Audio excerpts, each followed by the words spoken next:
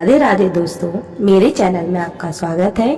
मेरी वीडियो आपको पसंद आए तो प्लीज़ मेरे वीडियो को लाइक और कमेंट करना और ऐसी जानकारी के लिए सब्सक्राइब जरूर करना। तो दोस्तों, आज हम बात करते हैं हर शादीशुदा महिला के लिए उसके पति से बढ़कर उसके लिए कुछ नहीं होता। इसीलिए हमारे शास्त्रों में पति की रक्षा या फिर उसकी लंबी उम्र की कामना रखने वाली पत्नी को कई तरह की पूजा और व्रत बताए गए हैं, लेकिन उनमें से कुछ व्रत तो रखने के लिए खास नियम भी बनाए गए हैं। ऐसे में अगर वो व्रत टूट जाते हैं तो कहा जाता है कि पति की उम्र कम हो सकती है या मृत्यु भी हो सकती है।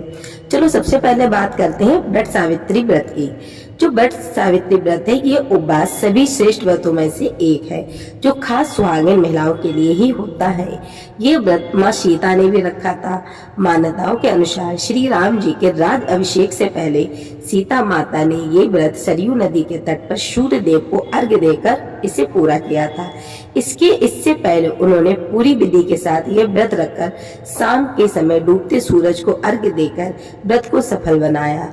देवी सीता की माने तो इस व्रत को टूटने पर सुहागन स्त्री का बहुत बड़ा पाप लगता है।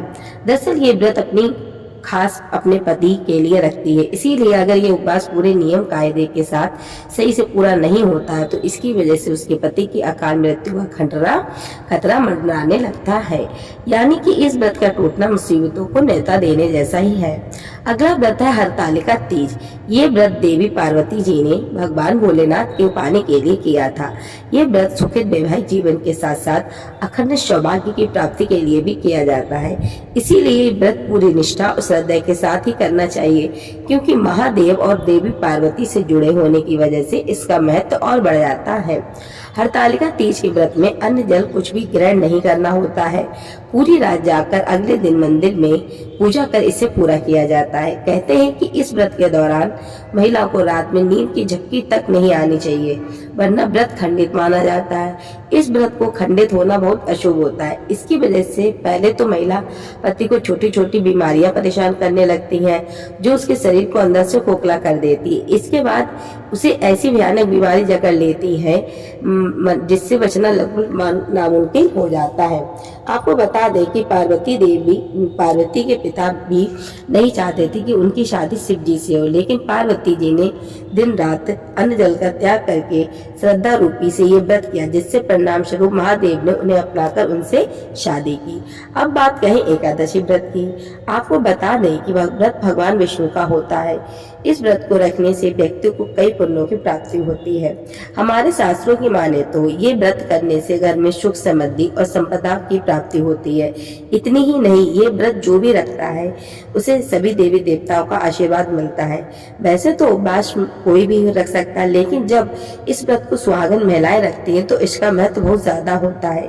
ऐसे में शादीशुदा स्त्री को ये व्रत शुरू करने से पहले खास ध्यान रखना चाहिए, क्योंकि अगर वो ये व्रत तोड़ देती है तो इसका सीधा असर उसके सुहाग पर पड़ता है, जिससे भविष्य में उसके पति की मृत्यु जल्दी हो सकती है। हमारे ऋषियों मुनियों ने इस व्रत को बहुत फलदायी बताया है, क्योंकि इस व्रत को नियम पूर्वक करने से इससे चमत्कारी फल प्राप्त होते हैं। वही अगर ये व्रत खंडित होता है तो इसका परिणाम बहुत ही खतरनाक होता है। इसके अलावा किसी भी पत्नी को करवा चौथ का व्रत नहीं तोड़ना चाहिए। दरअसल ये व्रत होता ही पति के लंबी आयु के लिए है। जानकारों की माने तो इसके सबसे पहले पार्वती माता ने ही रखा था और तभी से इस व्रत को करने की परंपरा चली आ रही है। इस दिन औरतों को पूरे दिन कुछ भी खाना पीना नहीं होता है और फिर रात को 16 श्रृंगार करके चंद्रमा को अर्घ्य देकर ये व्रत को वो पूरा किया जाता है। इस व्रत को सफल होने से सुहागिन स्त्री को अखंड सौभाग्यवती का आशीर्वाद प्राप्त होता है। इसीलिए ये व्रत का मायने खास है। तो दोस्तों, मेरी जानकारी आपको कैसी लगी? अगर मेरी जानकारी आपको अच्छी लगे तो प्लीज कमेंट बॉक्स में कमेंट करके जरूर बताइएगा। धन्यवाद दोस्तों।